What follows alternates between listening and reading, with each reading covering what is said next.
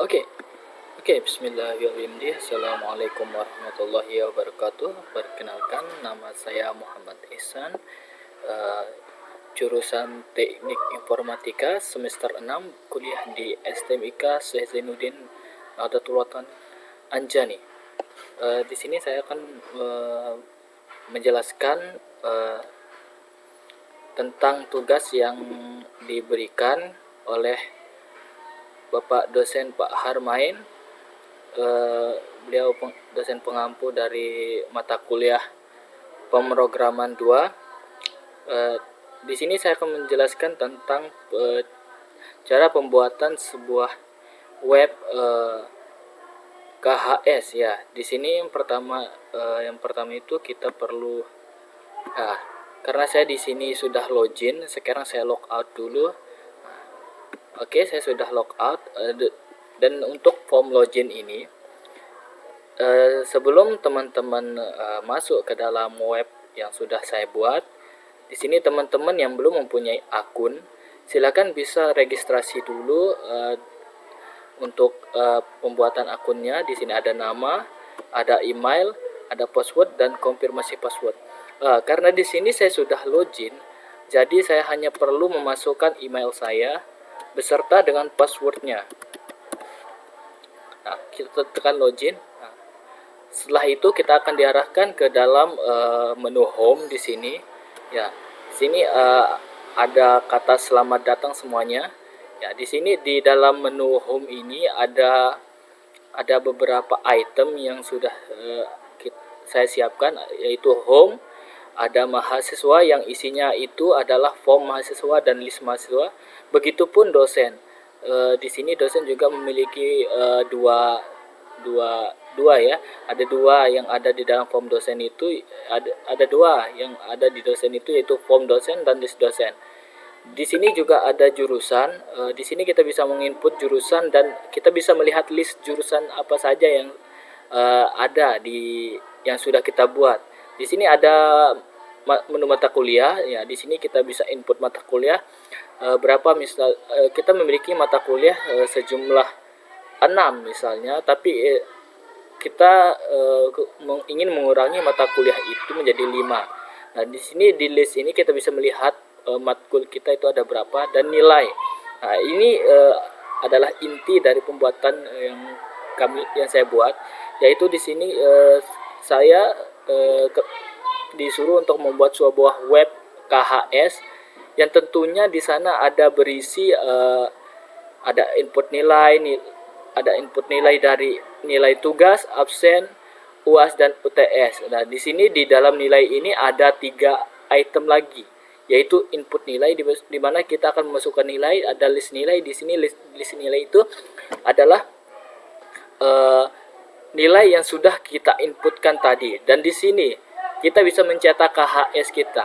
Oke, sebelum itu kita akan menuju ke menu form ya. Kita ke database-nya dulu ya, teman-teman. Oke, di sini untuk database-nya itu saya beri nama belajar ya. Dimana kita di database ini saya telah membuat 6 tabel ya. Di sana ada tabel nilai. Ya, kita tunggu sebentar. Oke, ada tabel nilai ya. Di sini yang sudah saya inputkan nilai ya, teman-teman. Di mana strukturnya itu ada untuk nilai itu strukturnya itu ada 9 ya, yaitu ID nilai. Di mana ID nilai ini kita buat menjadi auto increment atau yang akan menjadi primary key-nya. Dan di ID nilai ini memiliki 2 origin key, yaitu name dan kode matkul. Oke. Dan seterusnya. Oke, kita berlanjut ke tabel profile ya. Oke, kita langsung ke struktur ya. Di sini untuk tabel profile ini ada 5 ya. Ada 5 tabel yang ada di dalam tabel profile ini. Ada ID yang menjadi origin key-nya, yang menjadi primary key, ada nama, ada email, ada password dan ada foto. Kita berlanjut ke tabel dosen. Nah, di mana di tabel dosen ini kita bisa melihat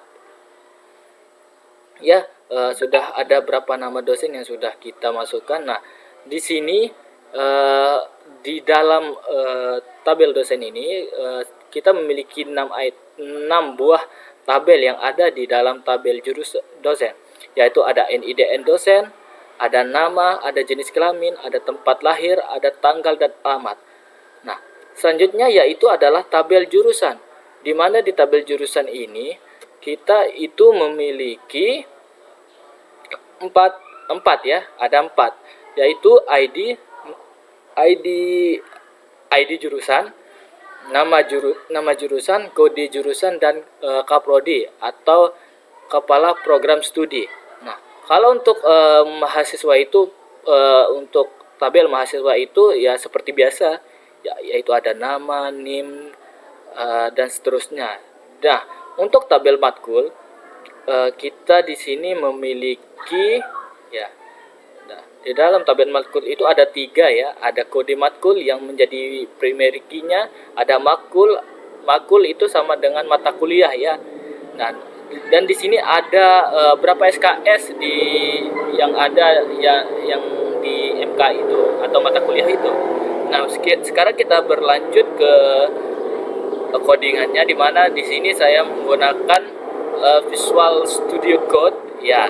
Nah, di sini kita pertama kali itu yang harus kita cek yaitu adalah tentu saja ya yang tadi seperti yang pertama itu yaitu adalah tabel login ya. Iya maksud saya codingan login. Ya, di mana di codingan login ini ada kita bisa dilihat di sini ada email di sana, ada password tentunya yang seperti tampilan yang tadi ya.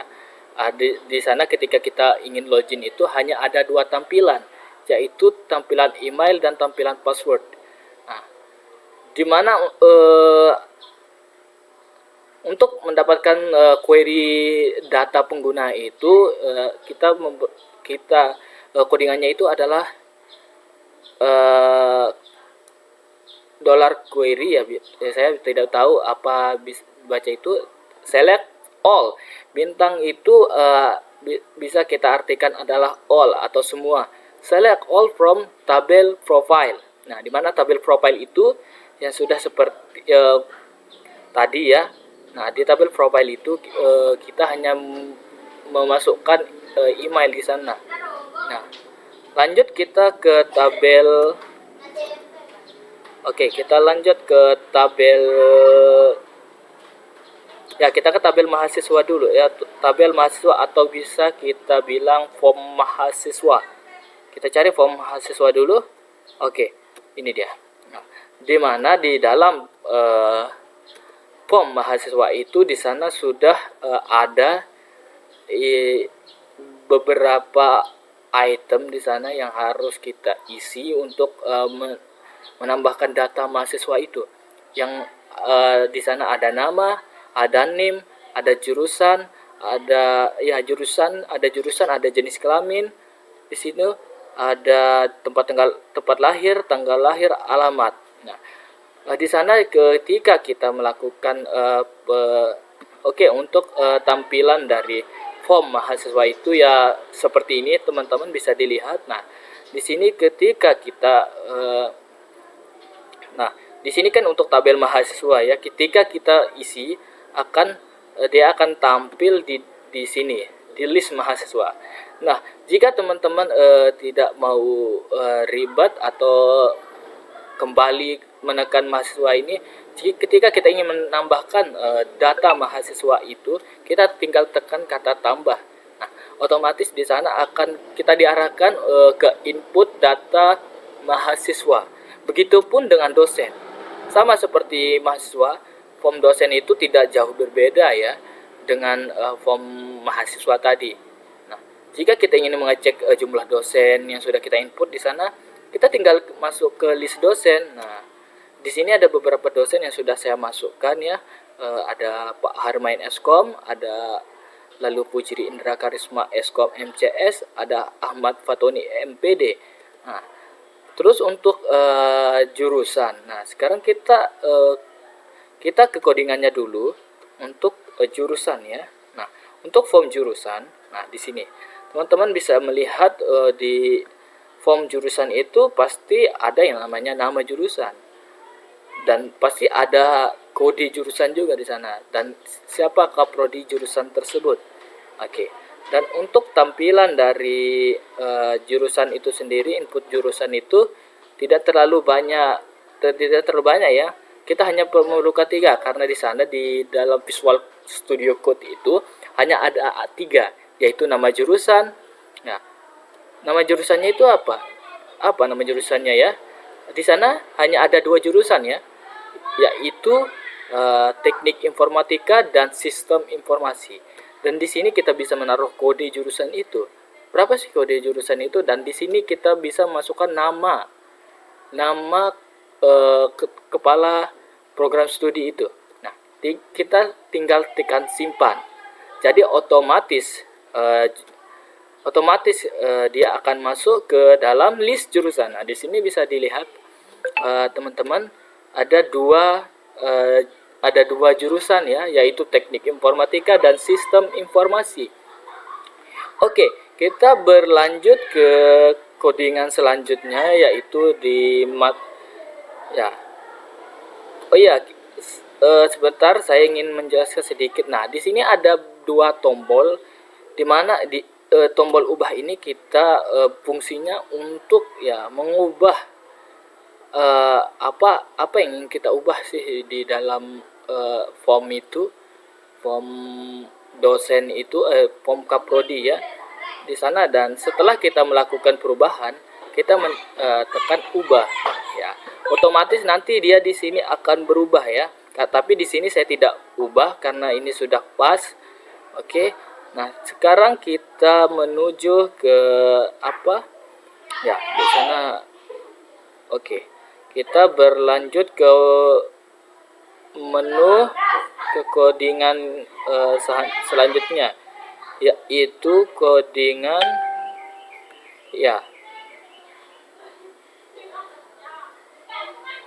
kita lanjut ke codingan selanjutnya, yaitu codingan kita kalau untuk codingannya itu bisa teman-teman lihat di sini ya. Ada banyak sekali codingan yang perlu kita buat di sini. Ada form dosen, form jurusan, form login. Dimana form loginnya itu ya seperti tadi untuk tampilan loginnya ya, form login. Nah, sekarang kita berlanjut ke apa ya? Ya, kita berlanjut ke mata kuliah. Ya, di mana di dalam mata kuliah itu pasti ada yang namanya nama mata kuliah itu dan kode, dan berapa banyak SKS mata kuliah tersebut. Oke. Contoh dari mata kuliah yang sudah saya buat itu ya seperti ini. Di sini saya mengambil mata kuliah saya saat ini, yaitu ada 6 ya, ada 6 mata kuliah yang saya ambil di semester 6 ini. Yang pertama adalah metode numerik, yang kedua interaksi manusia dan komputer atau IMK, yang ketiga yaitu komunikasi data. Ada juga pemrograman 2, di mana seperti ini adalah salah satu tugas dari mata kuliah pemrograman 2 ya. Ini adalah tugas dari mata kuliah pemrograman 2. Dan yang kelima adalah pemrograman internet, dan yang terakhir adalah kerja praktik atau PKL. PKL ini kami laksanakan sebelum kami masuk kuliah ya. Di kerja praktik ini kami laksanakan sebelum masuk kuliah. Oke, di sini sudah. Nah, jika kita ingin menambahkan data mata kuliah, kita bisa menekan yang ini, tekan tambah ya. Jika kita ingin menambahkan data, nah di sini yang terakhir adalah input nilai. Nah, ketika kita melakukan penginputan nilai, di sana sudah kita lihat dulu codingan dari input nilai ya.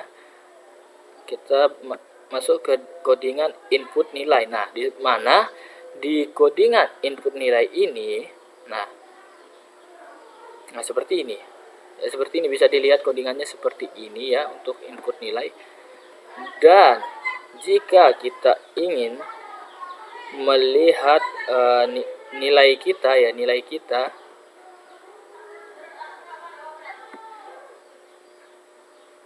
Nilai kita itu pada codingan yang tar dulu. Oke. Bukan ini.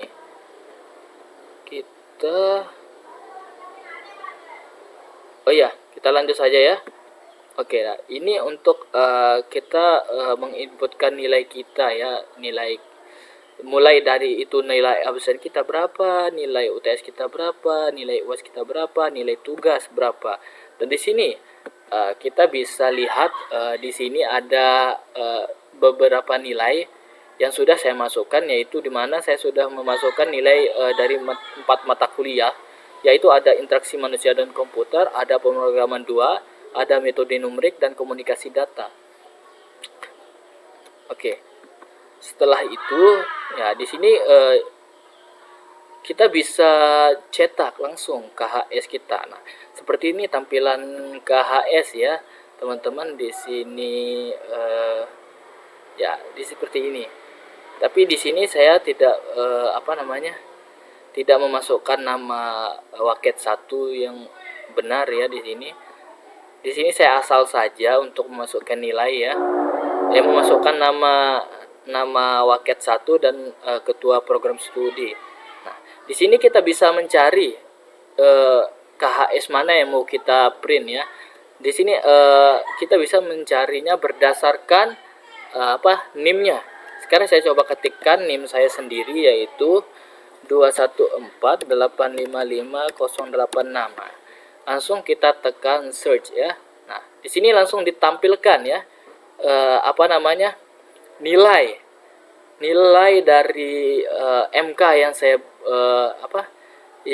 saya peroleh ya. Di sini ada 4 mata kuliah ya, yang saya mendapatkan B2, C1 dan 1A ya di sini. Oke. Ya seperti itu untuk untuk tugas saya di mata kuliah pemrograman 2, di mana tugas kami itu yaitu membuat web KHS atau kartu hasil studi. Ya, di sana di kartu KHS itu banyak sekali yang perlu kita perhatikan ya, dan kita lihat di sana. Nah, di sini sudah ini termasuk tampilan dari KHS yang yang selalu saya pegang dan selalu saya lihat di rumah. Di sini juga kita bisa melakukan print out ya. Dimana seperti ini, kita langsung akan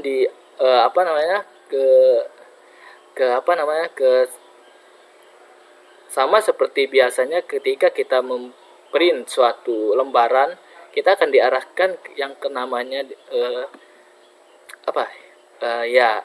ke print ke halaman print ya di sana. Nah, di sini sudah bisa teman-teman lihat ya. Ini contohnya ya untuk kartu hasil semester ya, atau kartu hasil studi juga bisa ya, di mana kita di sini menggunakan Epson L365 series. Ya, untuk all page bisa kita guna odd, even atau custom ya. Kalau custom itu kita misalnya kita memiliki 50 lembar. Nah, kita bisa custom yang mana aja mau kita print KHS itu. Nah, seperti itu. Kita kembalikan ke all. Nah, ini jumlah kopinya. Jumlah kopian dari KHS itu berapa? Misalnya 2. Kita mau 2.